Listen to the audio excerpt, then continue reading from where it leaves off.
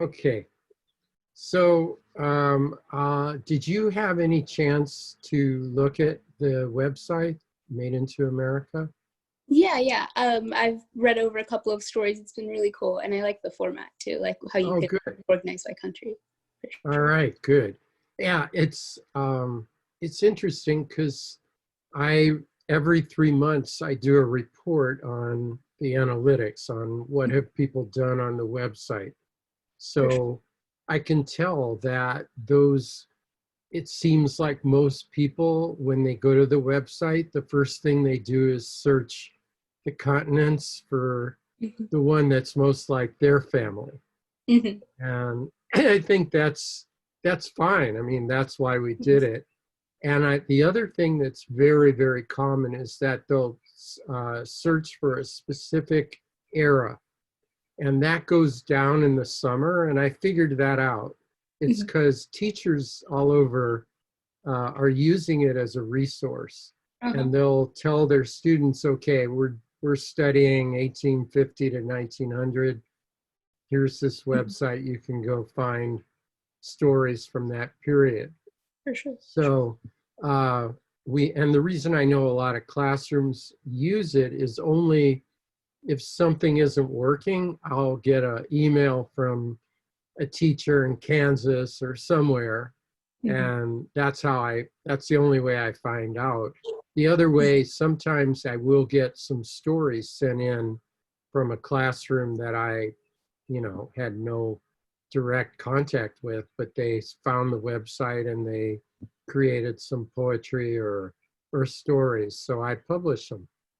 That's great. Um, yeah, so there's been from Illinois, Wisconsin, North Carolina, Hmm. Pennsylvania. So I can only assume there's a lot more of that. Hmm. Um, but at any rate, so I will just, let's see, if you've already gone to it, I'll assume Keelan has as well.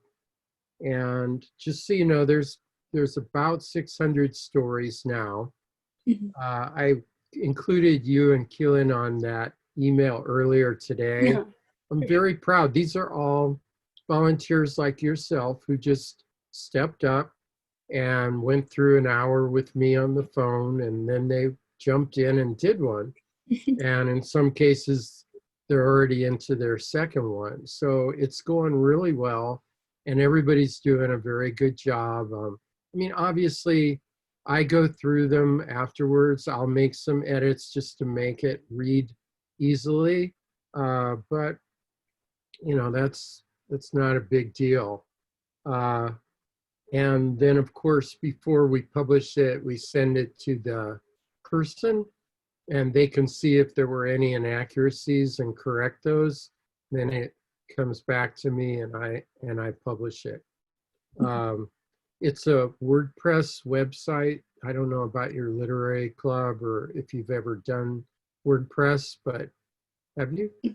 I don't think we have, no.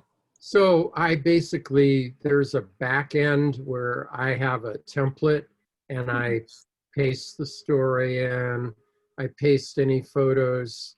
I first have to import them into the app and then I can stick them wherever I want in the story.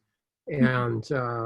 And then once it's published, it has a URL at the top, a page, and we share that with the person that we interviewed. You might choose to share it with friends because you wrote it. Hmm. But the more it gets shared, the more times people read it. For sure. I actually was looking at um, which story had been read the most times over all the years. Of course, it was one that was published a long time ago, but it was this Italian woman who married an army guy from the U.S. during at the end of World War II. And I happened to be asked to come speak to an Italian federation in San Jose. Mhm. And at the end, I mentioned this woman. I said, by any chance, is her relative here? And this guy raised his hand. He says, yeah, she's 103 now. And Wow. I'd love for you to come over and meet her. Mhm. So I said I'd love to, and I'll take your phone number, and then I'll come meet her. But unfortunately, she died the next Oh, week. so sorry to hear that. But she ended up getting, I think it was 3,000 people had read her story. And many of the stories get read, at least the pretty good ones, get read hundreds of times. That's So it's, wonderful. yeah, it's great to know that people all around the country, and particularly young people in high schools, are reading these at a point where they're hearing a lot of negative Mhm. stereotypes or reasons why immigration is not a great thing for the United States. And this is sort of a narrative on the other side of that coin to show, my goodness, these waves of immigrants have really done so many great things in the country. And if you look at how they came initially without a penny or very little money, often not knowing English and nobody standing offering them a job. And then you look actually at their children or their grandchildren, which frequently we're interviewing somebody older and they know about their grandchildren. It really works that by two generations later, people are getting doctorates, they're, in all kinds of professional jobs, even though the grandparents really worked very hard in restaurants, dry cleaners, coal miners, timber, all, really tough jobs, but they made it. And it really does show up like it in the long haul. So that's what we're doing. And some of the stories are not that dramatic. Like sometimes, in fact, more recently, it's a lot of folks who have come because they were offered a job right where I live in the Silicon Valley.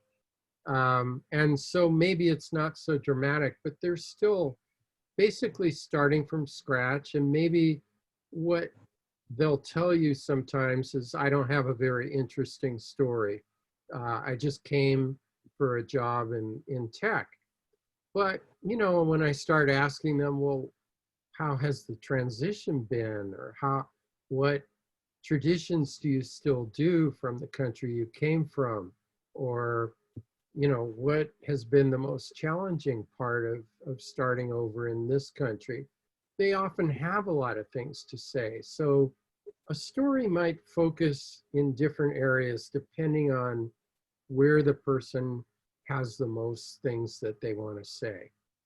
So um, I'll get to, I want to spend just a little time on how do you find people to interview, and then we'll go into just some tips for the interviewing itself. Sounds good. Okay, so I don't remember if you said that your family has an immigration story and they might be willing to share it, or if you have Yeah, friends yeah. with family that you Yeah, fall into both that. family and family friends, yeah. Do you know, where did your family come from?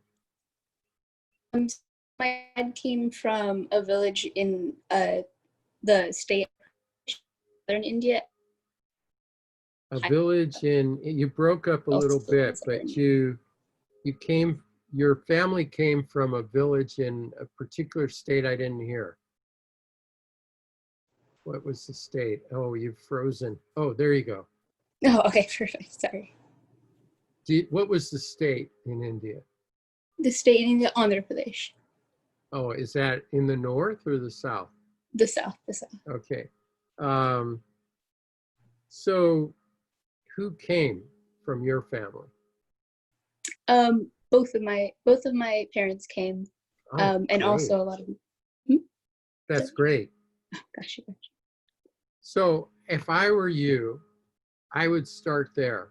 And the reason I would start with one of your parents is because, or both of them, but usually one at a time is a little easier. Um, but the reason it's good to start with family is because if the first time you do an interview, you might realize, oh, darn, I forgot to ask this, or I should have when they said that, there was something really intense going on, I should have asked a follow-up question there. And so you have that opportunity when it's somebody that and you see them a lot or you talk to them a lot.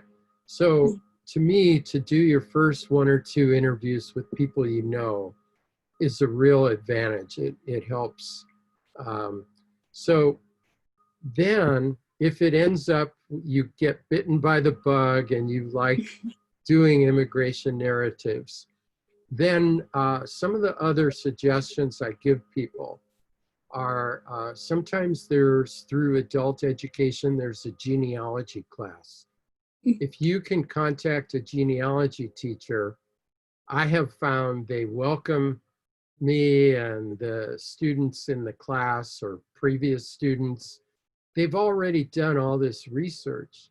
Sometimes they wrote something up and shared it with their family, but the idea that they can be interviewed by you or even give you parts of their story that they wrote, and you can put it together in a kind of shorter form, that works really well.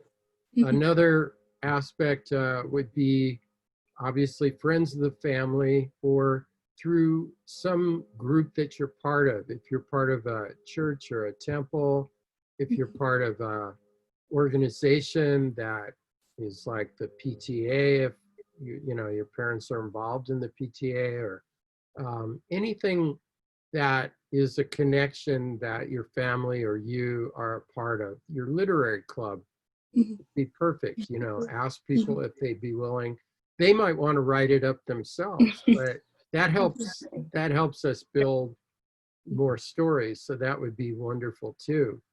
Your teachers, there might be, and again, I should emphasize that it doesn't have to be somebody that you think is a new immigrant. So new immigrants usually remember more about the story. They have more access to either their parents or their grandparents or even themselves.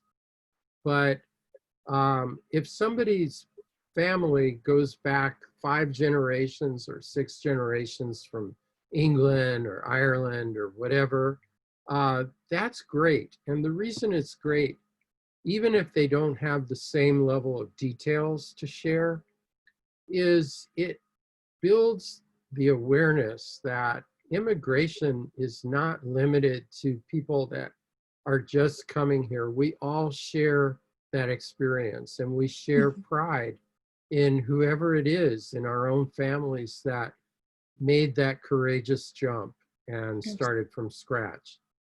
So and the reason I started a website that would have all the eras of the United States history included in it was because I had gotten a grant and was part of a group of grantees, people that had also gotten grants, who were doing immigrant related cultural things, photo exhibits and stuff like that.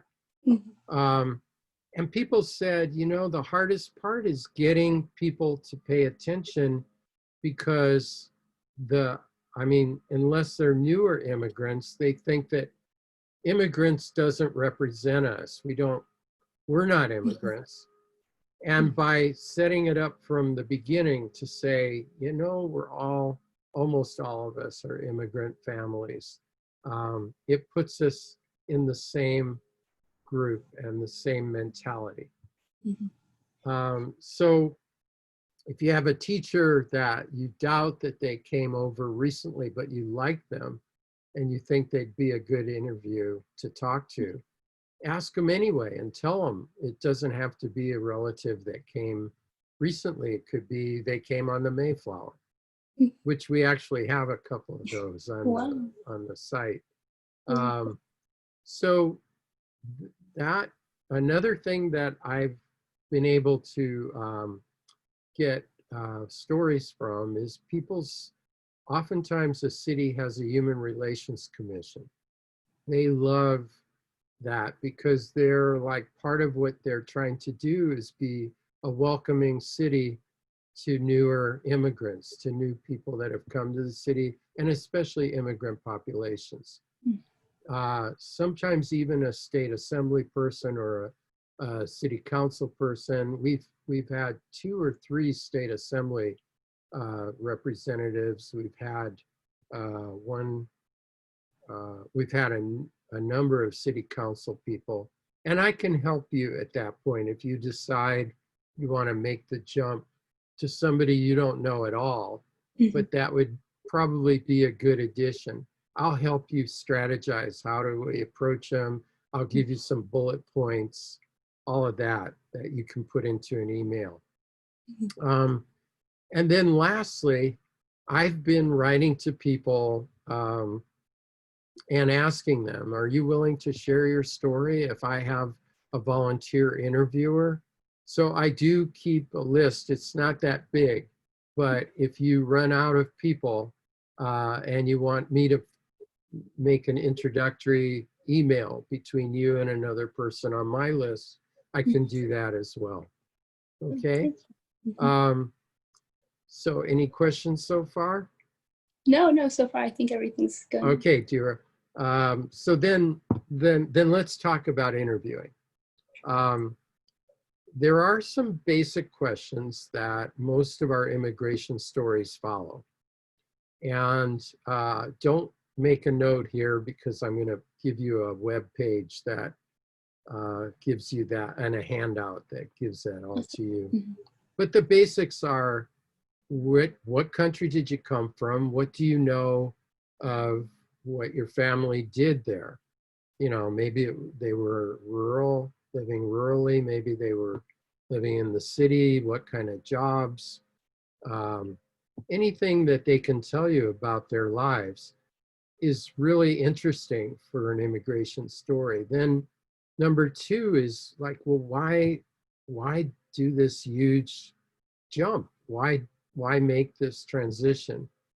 You know it's going to be hard. And that's where you get all different kinds of answers, some of which link us to world history. You know, just got it. One of those stories was someone from Russia, and they didn't want to get drafted because the draft term was 25 years. And if you're Jewish, it could start as early as 12. So your kid would go from age 12, and what's 25, till they're 37 years old. They're in the army. So there were a lot of people that left. We're having that right now. I interviewed somebody from Eritrea in Africa. That's their situation, is like they're not told how long they're going to have to serve. And they happen to be this huge population all in Europe now. I mean, all across Europe, of people that have run from the country. But you find out things. Sometimes, I'll mention later, you want to kind of cross-check so that you know a little bit more about what they're talking about. But so where did you live? What did you do there? Why did you leave? A lot of times the passage itself is quite dramatic or interesting. So you want to check, you know, how did you get from there to here? And then you want to know, well, where did you end up settling? You know, maybe they came through Ellis Island in New York, but they had relatives in Chicago, so they went straight to Chicago. And then basically when you settled in Chicago, what did you end up doing, at least the first years? And so that gives us the picture, the broad stroke picture of an immigrant story to the US and how they fell into their initial work. And then in case they're older, I ask, you know, what has become of your family since? And they may say, well, I'm very proud. I got, you know, 8 grandchildren who all graduated college and all that stuff. So that kind of puts icing on the cake. I mean, if they don't have a happy story like that, we still write it. It's not that everybody finds absolute success, but their story is still very important because it shows the challenges. Um, and I want to talk about, besides those basics, there's a really, really important element of, um, of interviewing, and that's your follow-up questions. So you might, oh, do you need to stop for a sec? No, we're all good. Okay.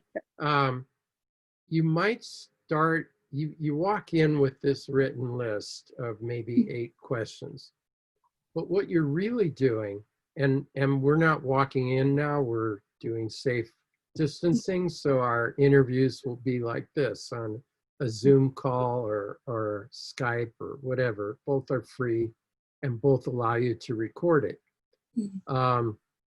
But being able to see the interviewee's face is really helpful, because you might see their lip is quivering, you might see their eyes go wide, you might hear their voice and realize, you know, there's a lot here. There's a lot more than just my family worked on a little farm.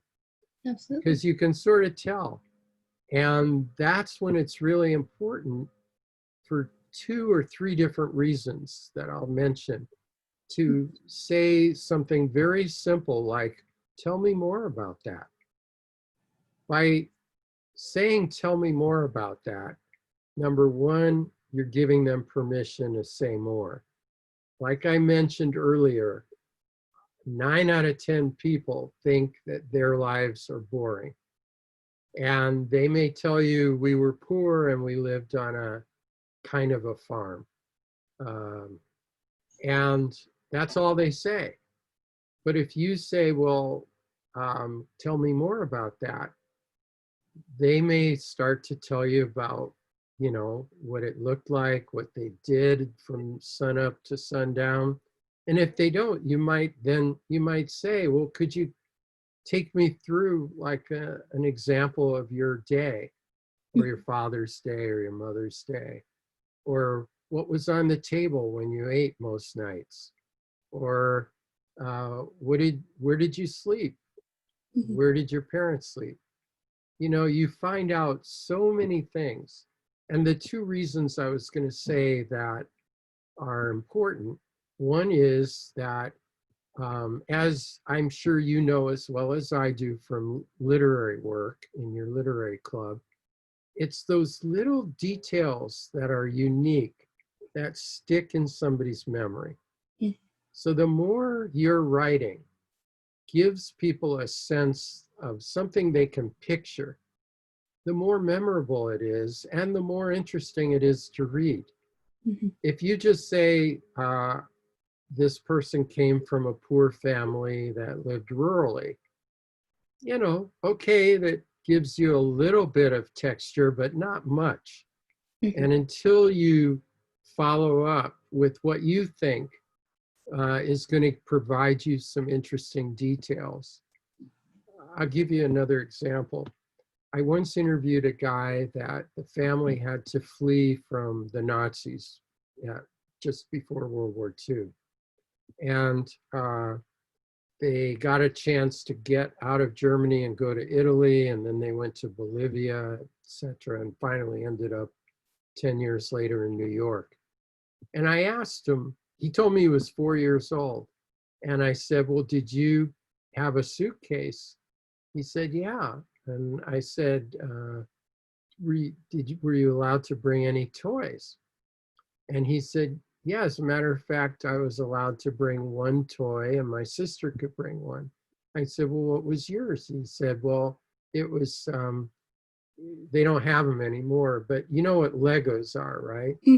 So before Legos, there were these metal sets that even when I was a little boy, they still were there, not too many anymore, but you use screws but you could build different designs out of it.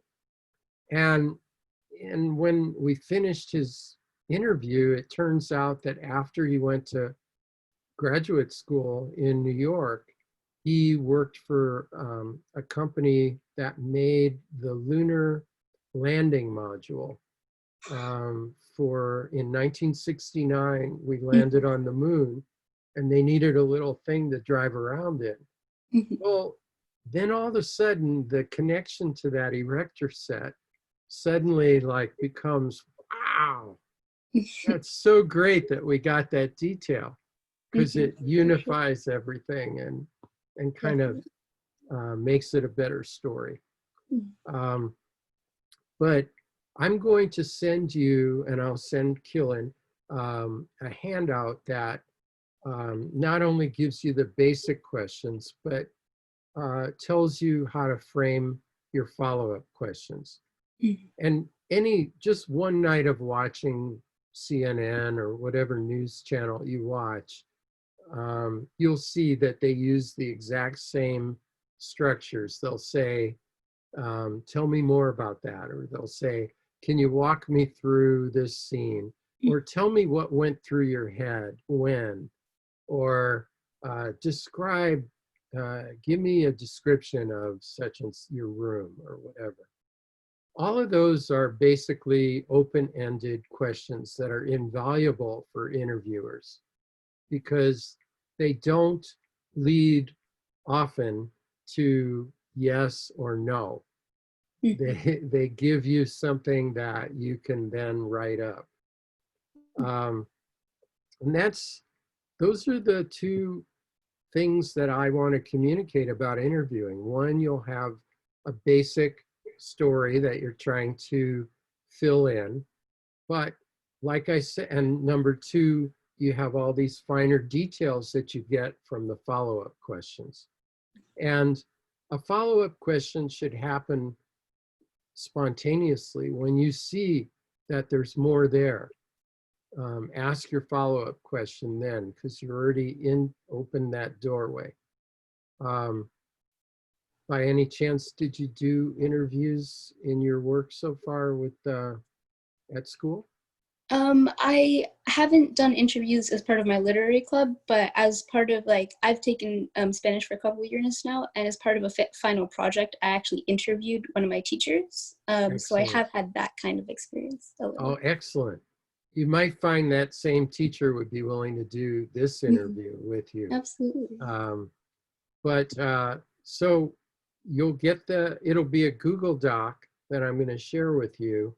And I'm going to share another Google Doc with you. You don't have to use it, but it's been helpful on my end to get when you finish your story, to send it back to me inside of this Google Doc. Because the Google Doc asks some basic questions at the top that help me. I don't know if I'll share the screen for a second so that you can see. Let me get to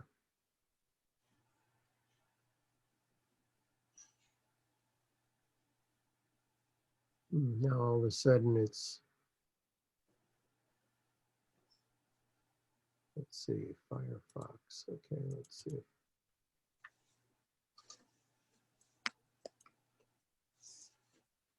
Okay, so you see Made into America now? Do you? Okay, so let's see, what was that? Oh yeah, when I go to stories, and you can select from what continent, or you could go to settled in and choose what part of the US, or you could go to the era that you like.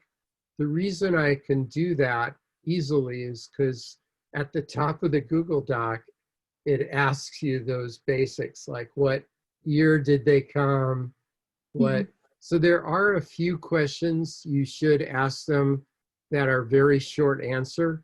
And it's mainly because I use it to fill in a blank. The way we set up the website, I mentioned it's a WordPress site, and I'm on the back end of it. So when I go to the back end, I see these boxes I can check. And having this information, let me show you for a second, actually. If this is what I see on the back end. I have a box to put the title, a box to put the pictures and the text. And then I have on the right side, I have these boxes here, like I checked, they came between 1900 and 1950. They settled in the Midwest. They came from Russia and Eastern Europe. And then tags are something that I usually keep tags limited to the city they came from or the country they came from, the city and state that they lived in the United States for the most part, and then any jobs that they did either before they left or after they came. I don't know exactly how many people use, I'm going to go back to the site. I don't know how many people use this, but if I go down to tag word search and I click on tag words, it shows me all these different, most of them are just one, but like if I go to baker, I see there's 3 different stories that people became bakers. Or if I go to China, I see there's 22 stories that are from China. So it's just a different way that people can search.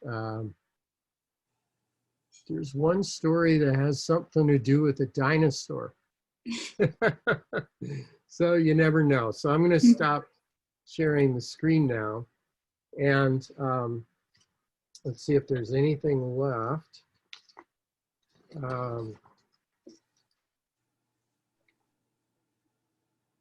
So we talked about using Zoom or Skype for your interviews. There might be some cases where you're interviewing an elderly person who doesn't feel comfortable with Skype or Zoom, and it can be done over a phone call. The only thing is, I'm not sure, maybe is there an app that records a regular phone call? I'm sure there must be, but I'm not familiar with any. I'm not either, and I'll need to Google that. But many of the interviews I've done, I just furiously take notes while I'm doing the interview. And they have to wait, till I catch up sometimes, but it is okay. But if you feel really nervous about that, then try to stick to ones that you can record, because then you can definitely go back. And it's not bad to use a direct quote from them. But to have a direct quote, you kind of need a recording. And in fact, if you want to, and you like the way they spoke to you, and it was very graphic or there was something dramatic, you could just put quote marks around and just take the paragraphs from the recording that you think would string together and make a nice story, or use some of that and do it as though you're the voice of the person. It's okay. But I'd say most of the volunteers work in third person. But it's okay. It's really great when we can get a photo. And if we get 2 or 3 photos, that's even better. And a photo can be them as a youngster in their other country, native country. It could be them with their family many years later. It could be their family of origin, many years earlier. Or it could just be a still picture of them. But hopefully they have some digital photos that they can send you. And on the other hand, this is an important logistical thing as well. There are people that are undocumented, and we don't want to put them at risk. So, and I imagine in Folsom, there are definitely people undocumented who are willing to share their story, but they need to know that you're not going to put their photo in the story. You're not even going to ask for their photo in that case. you're not going to put, if they say I work at Safeway in downtown Folsom, you'll say I work at a grocery store in the greater Folsom area. Something like that, that makes it, like a needle in a haystack. And you will change their name. And what I do when I change a person's name is I say, let's say I change the name to Juan. I then put, the first time I write Juan, I put in parentheses right after name changed. So the reader knows it, but we're living up to our purpose. You will also run into possibly some interviewees that say, I'm not comfortable having my identity out there. There are some governments that people, even though they live in the United States, they worry that their government is still trying to track anything they put out there on the internet, and they could hurt cousins or something back home. I don't ask any questions. I basically, if somebody says I'm not comfortable with my identity out there, I just say, well, here's what we'll do. We'll change your name when I do the story, and you'll get to see it before it's published. And I'll use, instead of a photo, I'll use an image of the flag from their country of origin, or I'll use a map that just shows that country. So that's important. Another one is if you have a friend who wants to be interviewed and they're African American and they trace their family's history to slavery, they may not know their country of origin. Many slaves lost that history, their own personal history. And I just ask them, can you start with the farthest back relative that you know? So it might have been somebody in Texas or Louisiana. And then what did their migration story sound like? And let's see, anything else?